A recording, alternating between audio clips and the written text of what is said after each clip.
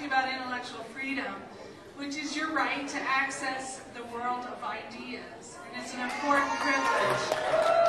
It's what you're doing right here and right now. We're going to talk about that a little bit tonight.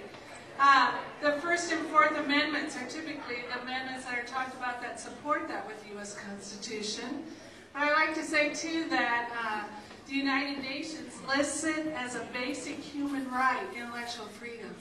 And that's the right to believe what you want to believe without scrutiny from other people.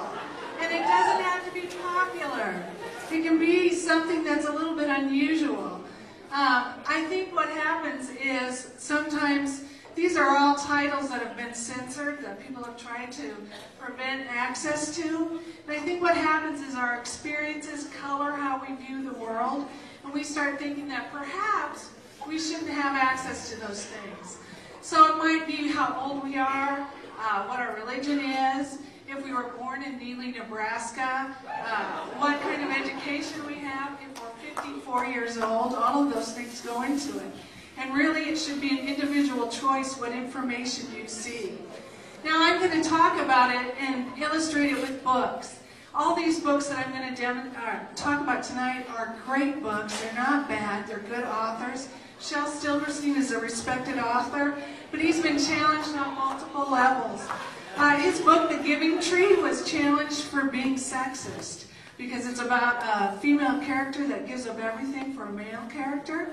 So some folks thought, hey, maybe we shouldn't have access to that. Little Red Riding Hood, if you'll notice, you might not be able to see it, but she's got a wine bottle in her basket there. And somebody said, hey, we're condoning alcohol. We don't want access to that kind of information.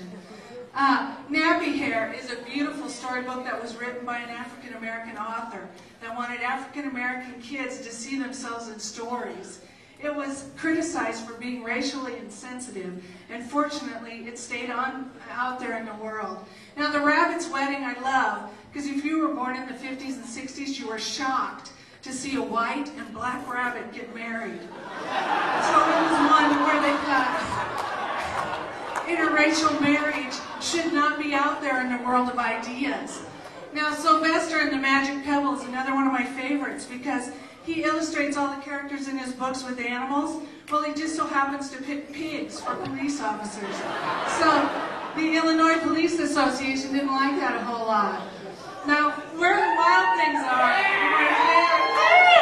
but there's horns, and there's a tail, and there's claws. Perhaps it's the devil. So this was another one that they thought maybe should be. Now, Walter, somebody took the time to count, and there are 24 instances where fart and farting are used. And that's not morally right. So do we really need access to all that fart and farting?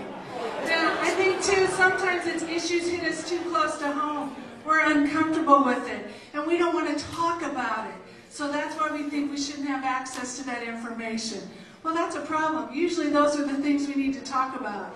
Maya Angelou talked about rape explicitly. She talked about the poor treatment of African Americans by whites. And that is something that should be on the table that we can all learn from and should be talked about. Just recently in Tucson, they ended an ethnic studies program and pulled titles that were connected with that book because they were afraid of conflict. Aren't these the things we need to be talking about? This is what intellectual freedom is. Now, Bob Carey, I'm sorry, he's from Nebraska, not New York.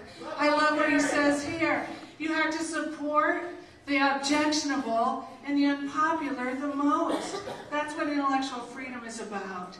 Now, and I am also a librarian, and Greg told me to tell you we're taking over the world. But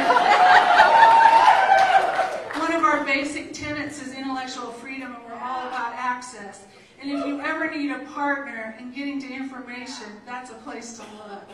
And one way we celebrate it every week, the last week of September, Banned Books Weeks. And we celebrate that with authors and writers and people who cherish intellectual freedom and the right for me to choose what I want to read, what I want to view, what I want to see.